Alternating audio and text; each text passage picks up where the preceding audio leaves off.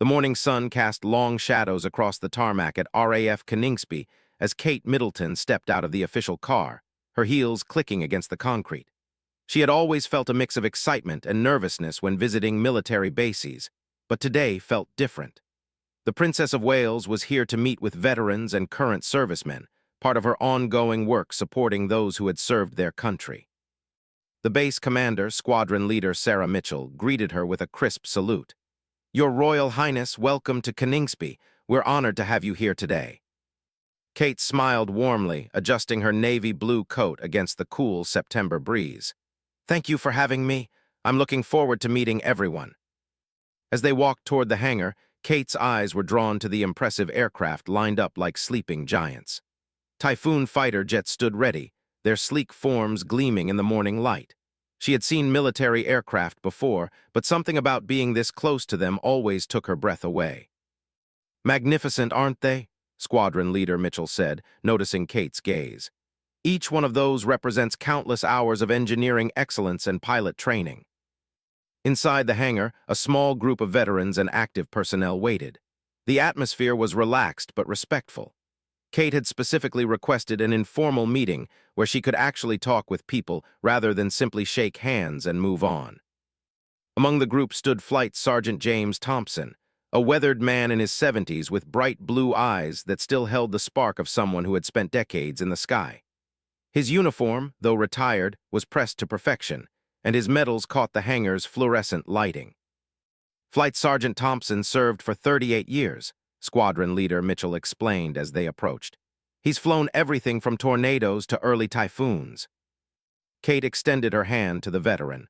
"Flight Sergeant Thompson, what an honor to meet you. 38 years of service is remarkable." James Thompson's weathered face broke into a genuine smile. "The honor is mine, Your Royal Highness. Though I have to say, it's refreshing to meet someone from the royal family who actually seems interested in what we do up there." Kate laughed, her eyes sparkling. "Oh, I'm very interested. Though I have to admit, my husband is the real aviation enthusiast in our family. George is absolutely fascinated by aircraft." The conversation flowed naturally as they moved through the hangar. Kate asked thoughtful questions about different aircraft, their capabilities, and what it felt like to fly them. Flight Sergeant Thompson found himself increasingly impressed by her genuine curiosity and her ability to listen without the glazed look that often came over VIP visitors when technical details emerged. "You know," Thompson said as they paused near a typhoon, "most people think these modern jets fly themselves. They don't understand the skill required, the split-second decisions, the years of training." Kate nodded thoughtfully. "I imagine it's like any other profession where people only see the end result, not the incredible expertise behind it." Other veterans began joining their conversation, drawn by the relaxed atmosphere Kate had created.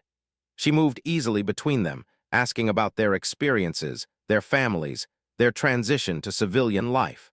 There was something about her approach that put even the most reserved among them at ease. Flight Lieutenant Emma Rodriguez, one of the few female pilots on base, approached the group. "Your Royal Highness, if you're interested, we could show you inside one of the cockpits." Kate's face lit up. "Really? That would be incredible." As they walked toward the aircraft, Thompson found himself walking beside Kate. "Your Royal Highness, if you don't mind me asking, what sparked your interest in aviation? It's not exactly common among people in my position," Kate finished with a smile. "Honestly, it started with George. He's been obsessed with planes since he was tiny.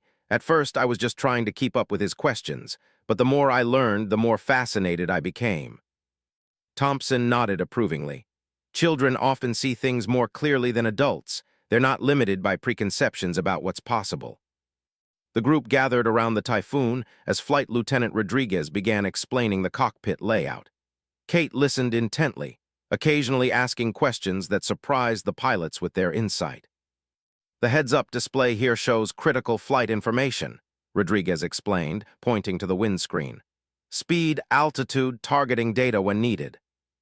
"It must be incredibly overwhelming at first," Kate observed.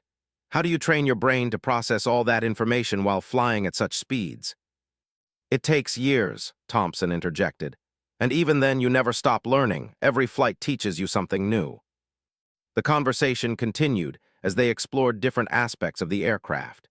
Kate's genuine enthusiasm was infectious, and even the most formal personnel found themselves relaxing and sharing stories they normally kept to themselves. Squadron leader Mitchell watched from a distance, impressed by how Kate had transformed what could have been a stiff, formal visit into a real exchange between people. The princess had a gift for making others feel heard and valued. As the morning progressed, more personnel gathered around, drawn by the animated discussion. Kate found herself surrounded by men and women who had dedicated their lives to serving in the air, each with their own stories and experiences. "Your Royal Highness," called out Wing Commander David Park, approaching the group. "I hope Flight Sergeant Thompson isn't boring you with too many technical details." Kate turned with a grin. "Boring? Not at all. Though I have to say, after listening to everyone today, I'm convinced that George knows more about aircraft than I ever will. That boy can spot the difference between aircraft models from miles away." The comment drew chuckles from the group, but Thompson's eyes sharpened with interest. "How old is Prince George now?" 10, Kate replied. "And absolutely airplane mad. He can tell you the specifications of jets I've never even heard of." Thompson smiled knowingly. "Ah, that's the perfect age. Old enough to understand the complexity, young enough to still believe anything is possible." The seed of what would become a much larger conversation was planted in that moment, though none of them realized it yet. Kate's casual mention of her son's aviation knowledge would soon lead to an exchange that would surprise everyone present, including herself. The group moved to a quieter corner of the hangar where comfortable chairs had been arranged in a circle. This was the part of the visit Kate always enjoyed most, the chance to sit and really talk with people without the pressure of constantly moving to the next scheduled activity. Flight Sergeant Thompson settled into his chair with the careful movements of someone whose body remembered decades of G-forces and ejector seat training. "Your Royal Highness, you mentioned Prince George's interest in aviation. Does he have a favorite aircraft?" Kate's face immediately brightened. "Oh my goodness, where do I even start? This week he's completely obsessed with the F-22 Raptor. Last week it was the Eurofighter Typhoon. But if you really want to see him get excited, mention anything about the SR-71 Blackbird." "Ah, the Blackbird," Wing Commander Park said with reverence. "Now that's a machine that captured imaginations, still holds speed records that seem impossible." "George has a model of it in his room," Kate continued. "He can tell you its exact top speed, altitude capabilities, even how the engines work. Sometimes I think he retains more information about aircraft than I do about anything else." Flight Lieutenant Rodriguez leaned forward with interest. "Has he ever expressed interest in flying?" "Every single day," Kate laughed. "He's already planning his career path. First the RAF, then test pilot, then astronaut. He has it all mapped out." Thompson's eyes twinkled. "Ambitious young man, though I have to say, those are exactly the kind of dreams that lead to great pilots." "The funny thing is," Kate said, settling back in her chair, "when we watch documentaries about aircraft together, he often catches details that I completely miss. He'll pause the program and explain why a particular maneuver was significant or point out technical specifications that weren't even mentioned in the narration." "Children have incredible capacity for absorbing information about subjects that truly interest them," Squadron Leader Mitchell observed. "It's wonderful that he has such passionate support at home." Kate nodded. "William and I try to encourage all the children's interests, but George's aviation enthusiasm is something special. He doesn't just want to know what planes look like. He wants to understand how they work, why they're designed certain ways, what makes them better or worse than other aircraft." "Has he had any hands-on experiences?" asked Sergeant Major Collins, who had been listening quietly. "Sometimes touching and seeing the real thing makes all the difference for young people." "We've taken him to a few air shows," Kate replied. "But between security requirements and his position, it's not always easy to give him the kind of access that would really feed his curiosity." Thompson stroked his chin thoughtfully. "You know, Your Royal Highness, there are ways to nurture that interest that don't require big public events. Some of the most valuable learning happens in small groups or one-on-one conversations." The conversation was interrupted by a young technician approaching Squadron Leader Mitchell with a tablet. "Ma'am, sorry to interrupt, but we've got the maintenance report you requested on Typhoon XR-7. "Of course, thank you, Corporal Williams." She glanced at the screen and her eyebrows rose slightly. This is interesting timing. We're actually dealing with a fascinating technical challenge right now. Kate looked curious. What kind of challenge? One of our typhoons has been experiencing intermittent issues with its flight management system. Nothing dangerous, Mitchell quickly added, seeing Kate's expression. But it's the kind of puzzle that really tests your understanding of how all the aircraft systems work together. The kind of thing that would fascinate a young aviation enthusiast, Kate asked with a knowing smile. Exactly the kind of thing, Thompson agreed.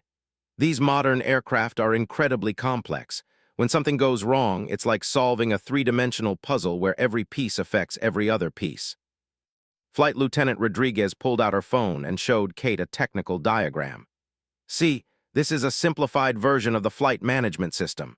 In reality, it interfaces with dozens of other systems: navigation, engine control, weapons systems, when applicable, communications. Kate studied the diagram with genuine interest. This is incredible. How do pilots keep track of all these interconnected systems while flying? Years of training, Park replied. But also, you develop an intuitive understanding of how the aircraft should feel, how it should respond. When something's not right, experienced pilots often sense it before the computers do. That's what I find so amazing about George's interest, Kate said. He seems to instinctively understand these kinds of connections. When he builds his aircraft models, he doesn't just follow the instructions. He researches why certain parts are positioned where they are, what happens if you change the wing configuration, how different engines affect performance. Thompson leaned back, clearly impressed. That level of analytical thinking at his age is remarkable. Most adults struggle to think systemically about complex machinery. Sometimes I feel like he's teaching me as much as I'm trying to guide him, Kate admitted. Last month, we were watching a documentary about the development of stealth technology, and he started explaining to me why certain angles and materials are crucial for avoiding radar detection. I'm sitting there thinking, how does my 10-year-old know this? Sergeant Major Collins chuckled. My grandson is about the same age, and he can barely remember to tie his shoes, let alone explain radar-absorbing materials. The interesting thing, Kate continued, is that George doesn't just memorize facts. He makes connections between different concepts. He'll compare how jet engines work to how rocket engines work, or explain why helicopter flight principles are completely different from fixed-wing aircraft. That's systems thinking, Wing Commander Park said with obvious admiration. It's what separates good pilots from great ones, the ability to understand not just individual components, but how everything works together as a unified whole. Flight Lieutenant Rodriguez looked thoughtful. Your Royal Highness, has Prince George ever had the chance to talk with actual pilots about these concepts? Sometimes hearing from practitioners can take theoretical knowledge to the next level. Not really, Kate replied. I mean, we know people in aviation through various official functions, but most of those interactions are quite formal. It's not often he gets to have real conversations about the technical aspects with people who actually fly these machines. Thompson and the other veterans exchanged glances. There was clearly something brewing in their collective mind. You know, Your Royal Highness, Thompson said carefully, there might be opportunities for more informal educational exchanges. Veterans, active personnel, people who have spent their careers working with aircraft, many of us enjoy sharing knowledge with young people who show genuine interest. Kate's eyes lit up with possibility. That would be incredible, though I imagine coordinating something like that would be complicated. Actually, Squadron Leader Mitchell interjected, we have educational outreach programs here. Nothing formal for someone in Prince George's position, but the framework exists for bringing young aviation enthusiasts to learn from our people. The conversation was taking an interesting turn, and Kate could sense the genuine enthusiasm from everyone present about the possibility of nurturing her son's passion through real connections with aviation professionals. The thing is, Kate said thoughtfully, George doesn't just want to be impressed by aircraft. He wants to understand them. He asks questions that sometimes stump me completely. Such as, Thompson asked with interest. Kate smiled, remembering recent conversations. Last week he asked me why modern fighter jets don't use propellers if propeller aircraft were so effective in World War II. He wanted to understand the engineering trade-offs, not just be told that jets are better. Now that's exactly the kind of question that leads to real learning, Park said approvingly. It shows he's thinking about the evolution of technology, not just accepting current designs as inevitable. The foundation for what would become a remarkable conversation was being laid, with Kate slowly realizing that her son's knowledge might actually surpass her own understanding in ways that would surprise even experienced aviation professionals. The afternoon light filtered through the hangar windows as the conversation continued to flow naturally between Kate and the assembled aviation professionals. What had started as a formal visit was evolving into something much more meaningful, a genuine exchange between people who shared a common passion, even if they approached it from different angles. "Your Royal Highness," Flight Sergeant Thompson said, settling forward in his chair, "I have to ask about something you mentioned earlier. You said Prince George can spot differences between aircraft models from miles away. That's actually quite a specialized skill." Kate nodded enthusiastically. "Oh, it's remarkable. We'll be driving and he'll point out the window and say something like, 'Mum, that's not just any helicopter, that's an Augusta Westland AW-139, probably the emergency medical version based on the antenna configuration.' And I'm thinking, it's a distant speck in the sky." The group exchanged impressed glances. Wing Commander Park whistled softly. That level of detail recognition requires understanding not just what aircraft look like, but how their missions affect their configurations. That's advanced stuff. "I know," Kate said with obvious pride mixed with amazement. "Sometimes I think he sees things I'm completely missing. Last month we were at Windsor and some military aircraft were conducting training exercises overhead. George identified each one, Chinooks, Apache, even distinguished between different variants of the same aircraft family." Flight Lieutenant Rodriguez leaned forward with interest. Did he explain how he could tell the variants apart? Because even some pilots struggle with that. "That's exactly what fascinated me," Kate replied. "He pointed out tiny differences, antenna placement, slight variations in rotor hub design, different sensor packages. Details that I would never have noticed in a million years." Sergeant Major Collins shook his head in wonderment. "I've been around helicopters for 25 years, and I still have to look carefully to distinguish between some variants. For a 10-year-old to do that casually." "The thing is," Kate continued, "he doesn't just spot the differences, he explains what they mean. He'll say something like, 'That Apache has the longer radar dome, so it's probably the attack variant rather than the reconnaissance version.' He connects the visual differences to functional capabilities." Thompson was clearly impressed. That's operational thinking. He's not just plain spotting, he's analyzing mission requirements and technical solutions. "I have to admit," Kate said with a slightly embarrassed laugh, "sometimes I feel quite out of my depth when he starts explaining things. He'll be describing engine specifications or discussing aerodynamic principles, and I'm just trying to keep up." "Has he shown interest in the engineering side as well as the operational aspects?" Squadron Leader Mitchell asked. "Oh my goodness, yes," Kate replied. "He builds incredibly detailed models, but not just for display. He modifies them to test different configurations. Last month he was experimenting with different wing sweep angles on a model F-16 to understand how they affect flight characteristics." Wing Commander Park raised his eyebrows. "He's conducting his own aerodynamic experiments? That's remarkable initiative for someone his age." "I found him one day with about 6 different model jets, all with slightly modified wing configurations, testing how they performed when he threw them," Kate continued.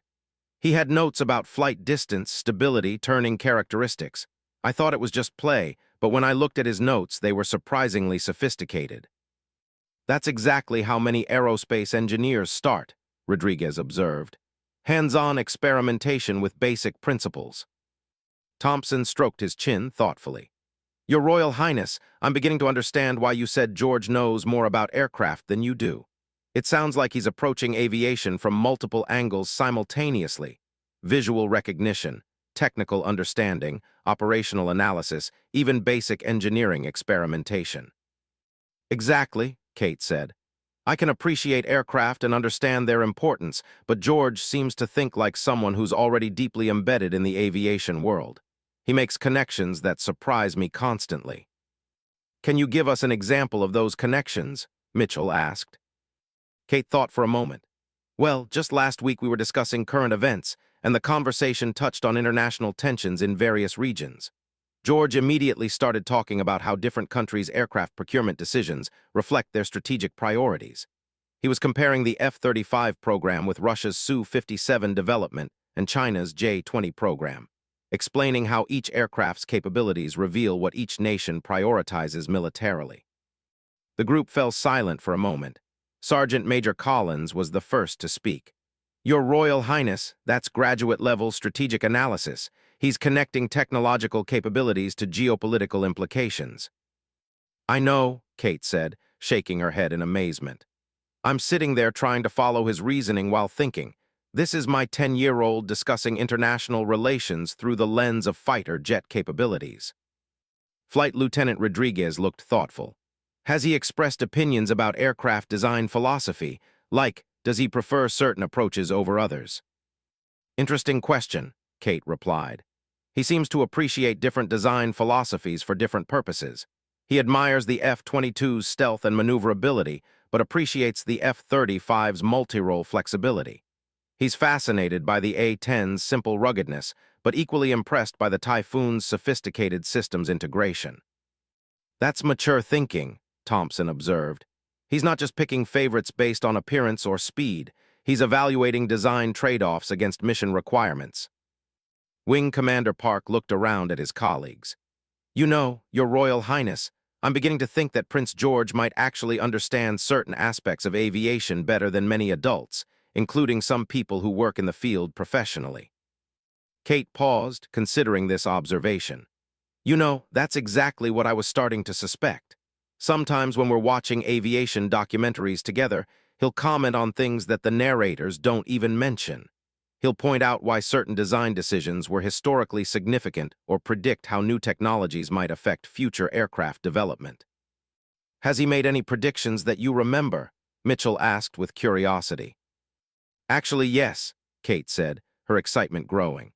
"About 6 months ago, he told me that unmanned aircraft would eventually become more important than manned fighters for most missions, but that human pilots would remain essential for complex scenarios requiring split-second creative thinking. Last week, I read an article by a defense analyst making almost exactly the same argument." Thompson leaned back in his chair, clearly impressed. "Your Royal Highness, I think I'm beginning to understand something important here. Prince George isn't just interested in aircraft, he's developing genuine expertise. The kind of systematic understanding that takes most professionals years to develop." "But he's 10, Kate protested, though she was smiling. "Yes," Thompson replied with a knowing look, "but some minds just work that way. Age doesn't always determine understanding, especially when someone has genuine passion combined with systematic thinking." The conversation was building toward something significant. Kate could sense that the veterans around her were beginning to see her casual comments about George's knowledge in a new light. What she had assumed was simply a bright child's enthusiasm was starting to sound like something much more substantial. Flight Sergeant Thompson looked around at his colleagues, then back at Kate. "Your Royal Highness, I hope you don't mind me saying this, but based on what you've described, I suspect Prince George might actually understand aviation at a level that would surprise even experienced military personnel." Kate felt a flutter of pride mixed with amazement. "Do you really think so?" "I think," Thompson said carefully, "that your comment about George being smarter than you when it comes to aircraft might be more accurate than you realize." The hangar had grown quieter as the afternoon progressed, with most of the base personnel returning to their duties. This left Kate with the core group of veterans and senior officers, creating an even more intimate atmosphere for their discussion. Flight Sergeant Thompson leaned forward, his expression serious but warm. "Your Royal Highness, I've been thinking about everything you've shared about Prince George's aviation knowledge. I have to be honest with you, what you're describing sounds like someone who's already thinking at a professional level." Kate tilted her head, curious about where this was leading. "What do you mean by professional level?" Wing Commander Park interjected. "We hear a lot of young people express interest in aviation. Most of them are fascinated by speed or the excitement or the prestige. But what you're describing with Prince George is different. He's analyzing systems, understanding trade-offs, making strategic connections. That's how professional aviators think." "I've been wondering," Squadron Leader Mitchell said thoughtfully, Whether Prince George has had access to technical materials beyond what's typically available to the public. Kate shook her head. Not really. I mean, we have books, documentaries, internet access, obviously, but nothing classified or particularly specialized. Most of his knowledge comes from reading everything he can find and asking endless questions. That makes it even more impressive, Sergeant Major Collins observed. He's synthesizing public information into professional-level understanding. That's not just intelligence, that's a particular kind of systematic thinking.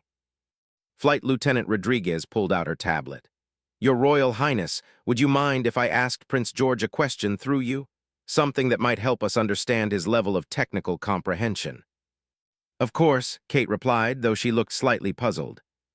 Rodriguez consulted her notes. This morning, we were discussing the maintenance issue with our Typhoon's flight management system. It's a complex problem involving multiple interconnected systems. I'm curious what Prince George would think about the diagnostic approach. I could ask him, Kate said, though I'm not sure I'd understand his answer well enough to relay it accurately. Thompson smiled. Your Royal Highness, I suspect you understand more than you give yourself credit for. You've been absorbing aviation knowledge by osmosis through your son's enthusiasm. That's actually true, Kate admitted with a laugh. I do find myself using terms I never would have known before George became so interested in aircraft. Wing Commander Park looked thoughtful. You know, there might be a way to test this properly, not to put Prince George on the spot, but to create an opportunity for a genuine technical exchange. What kind of exchange? Kate asked. Well, Thompson said carefully, we often have educational visits where young people interested in aviation careers come to talk with experienced personnel. It's usually more of a question-and-answer session, but with someone at Prince George's apparent level, it could be a real technical discussion. Kate's eyes brightened. He would absolutely love that, but would it be appropriate? I mean, given his position. Actually, Squadron Leader Mitchell interjected, that might work in our favor. We could structure it as a private educational session rather than any kind of public event. No media, no formal protocol, just genuine aviation enthusiasts talking about aircraft. Flight Lieutenant Rodriguez nodded enthusiastically.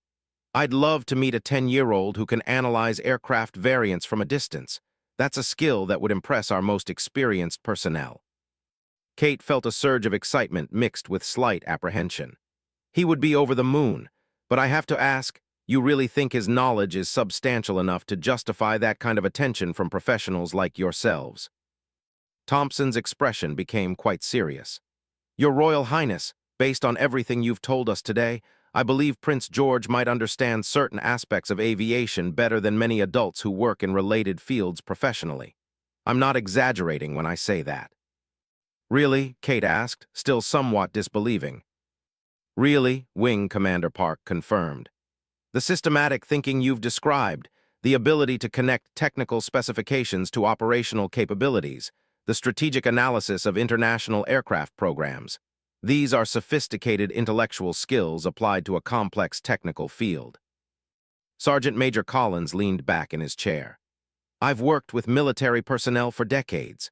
Most of them know their specific jobs very well, but not everyone can think systemically across the entire field of aviation the way you're describing Prince George does. Kate felt a growing sense of amazement.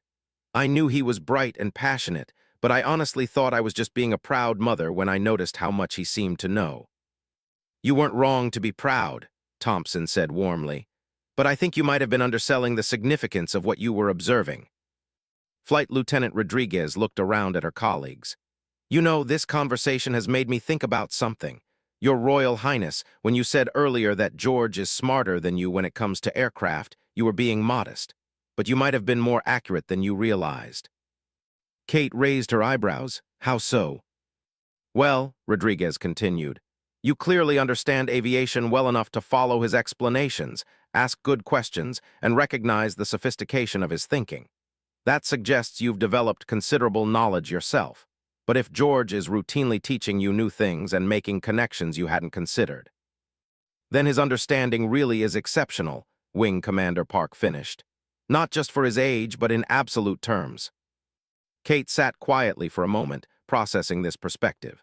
You know, there have been times when I've wondered if I should be concerned about how intensely focused he is on aviation. Most children his age have more varied interests. Thompson shook his head firmly. Your Royal Highness, what you're describing isn't obsession, it's passion combined with genuine aptitude. That's exactly the combination that leads to extraordinary achievement in any field. The early intense focus is actually a good sign, Squadron Leader Mitchell added. Many of our best pilots showed exactly that kind of early, deep fascination with flight. Sergeant Major Collins nodded. My experience has been that people who develop true expertise in aviation usually show signs of that capability quite early. Prince George seems to be demonstrating all the intellectual characteristics we associate with future excellence in the field. Kate felt a wave of pride and excitement. So you really think he could have a future in aviation if that's what he chooses?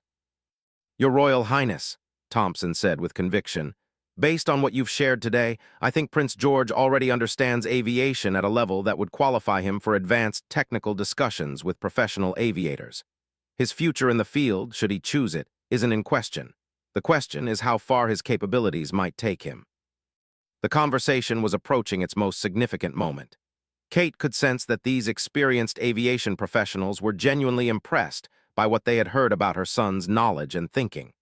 Their assessment was shifting her own understanding of George's abilities in ways that both thrilled and amazed her. I have to admit, Kate said thoughtfully, this conversation has changed how I think about George's aviation interest. I've been seeing it as a childhood enthusiasm, but you're suggesting it's something much more substantial. Exactly, Wing Commander Park replied. And that brings us back to the possibility of arranging a proper technical discussion. I think we'd all benefit from actually meeting this young aviation analyst. Thompson smiled broadly. Your Royal Highness, I have a feeling that meeting Prince George would be educational for us as well as for him. The late afternoon sun was beginning to cast longer shadows across the hangar floor as Kate realized how much time had passed. What was supposed to be a brief, formal visit had turned into an hours-long conversation that had fundamentally changed her perspective on her son's capabilities. Flight Sergeant Thompson stood up slowly, his joints protesting after the long sitting session. Your Royal Highness, I hope you don't mind me saying this, but today's conversation has been one of the most enjoyable discussions about aviation I've had in years. Kate smiled warmly. The feeling is entirely mutual. I came here thinking I was doing my duty as a royal patron, but I'm leaving with a completely new understanding of my own son's potential. Squadron Leader Mitchell approached with a folder in her hands. Your Royal Highness, we've been discussing this informally, but I'd like to make a formal proposal. Would you consider allowing Prince George to visit us for a technical discussion session? Nothing public, nothing official, just a chance for him to engage with our people about aviation topics at whatever level he's comfortable with. Kate's eyes lit up immediately. He would absolutely love that, but are you certain it wouldn't be an imposition? I know how busy everyone is with operational responsibilities. Wing Commander Park shook his head emphatically. Your Royal Highness, it would be our pleasure. Frankly, after today's conversation, we're all curious to meet this young aviation expert. Expert? Kate laughed, though she was clearly pleased. I'm still getting used to thinking of him that way. Flight Lieutenant Rodriguez joined the group. You know, Your Royal Highness, there's something I'd like to share. Earlier today, when you first mentioned that George knows more about aircraft than you do, I thought it was just typical parental humility. But after everything we've discussed. You think I was actually being accurate? Kate finished. I think you were being more accurate than you realized, Rodriguez confirmed. The knowledge and analytical capabilities you've described suggest someone who thinks about aviation at a professional level. That's extraordinary at any age, but at 10 years old, it's remarkable. Sergeant Major Collins stepped forward. Your Royal Highness, I've been working with young people interested in military careers for over a decade. Most of them are enthusiastic, but lack systematic understanding. What you've described with Prince George is different. It's the kind of comprehensive thinking we see in our most promising officer candidates. Kate felt a flutter of excitement mixed with amazement. You really think his understanding is that sophisticated? Thompson nodded seriously. Your Royal Highness, I've spent 38 years in aviation, working with pilots, engineers, strategists, and analysts. The intellectual capabilities you've described, the ability to connect technical specifications to operational requirements, to analyze international programs strategically, to experiment with engineering principles independently. These are the hallmarks of exceptional professional thinking. But he's still just a child, Kate protested, though she was smiling. Yes, Squadron Leader Mitchell agreed, which makes it even more impressive. Most adults working in aviation-related fields don't think as systematically as you've described Prince George thinking. Wing Commander Park pulled out his business card. Your Royal Highness, I'd like to stay in touch about the possibility of that technical discussion session. I think it would benefit everyone involved. Kate accepted the card gratefully. I'll definitely speak with William about this, and with George, of course, though I suspect his answer will be an immediate and enthusiastic yes. Flight Lieutenant Rodriguez smiled. I have to ask, are you going to tell Prince George about today's conversation, about how impressed we all are with his level of understanding? Kate considered this. I think so. He should know that his passion and hard work have resulted in genuine expertise that's recognized by professionals. That's an important lesson about the value of dedicated learning. Thompson's weathered face broke into a broad grin. Your Royal Highness, when you do tell him, please let him know that a group of experienced aviation professionals spent an entire afternoon discussing his knowledge and analytical capabilities, and we came away convinced that he's already thinking like someone with advanced expertise in the field. I will, Kate promised, though I have a feeling he'll want to know every detail of what you said and exactly what you thought about his various interests and theories. Sergeant Major Collins chuckled. That sounds exactly right for someone with his level of intellectual curiosity about aviation. As the group began to disperse, Squadron Leader Mitchell walked with Kate toward the hangar entrance. Your Royal Highness, I hope today has been valuable for you personally, beyond the official aspects of the visit. More valuable than I could have imagined, Kate replied sincerely. I came here with one understanding of my son's interests, and I'm leaving with a completely different perspective on his capabilities. Sometimes it takes outside perspective to help us see what's been right in front of us, Mitchell observed. Kate paused at the hangar door, looking back at the impressive aircraft arranged throughout the space. You know, when I first arrived this morning, I was admiring these machines as impressive examples of engineering and military capability. Now I'm looking at them and thinking about how George would analyze each one, their design philosophies, their operational roles, their technological innovations. Thompson, who had caught up with them, smiled knowingly. You're starting to see aircraft through an aviator's eyes, Your Royal Highness. That's exactly how Prince George apparently sees them all the time. Kate laughed. I suppose living with an aviation enthusiast has been more educational than I realized. The best kind of education, Wing Commander Park said as he joined them at the entrance. Learning through passion and curiosity rather than formal instruction. As they stepped outside into the late afternoon air, Kate took one last look around the base. The experience had been transformative in ways she hadn't expected.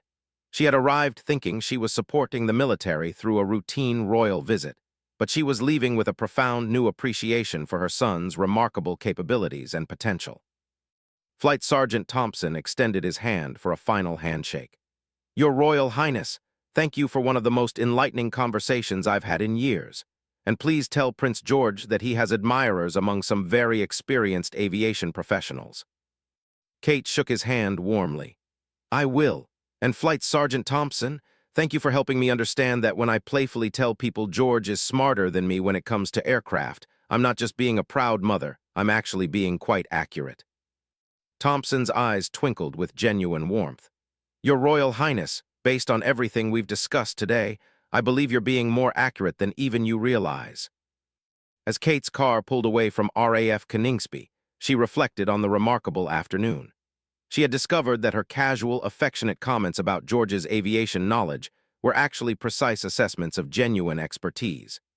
The conversation with the veterans and active personnel had revealed that her 10-year-old son possessed analytical capabilities and technical understanding that impressed seasoned professionals. Most importantly, she realized that George's passion for aviation wasn't just a childhood interest. It was the foundation of what could become extraordinary expertise in a field that would benefit tremendously from his systematic thinking and natural analytical abilities. The playful comment about George being smarter than her regarding aircraft had evolved into a serious recognition of his remarkable potential. The visit to RAF Coningsby had accomplished far more than its official objectives.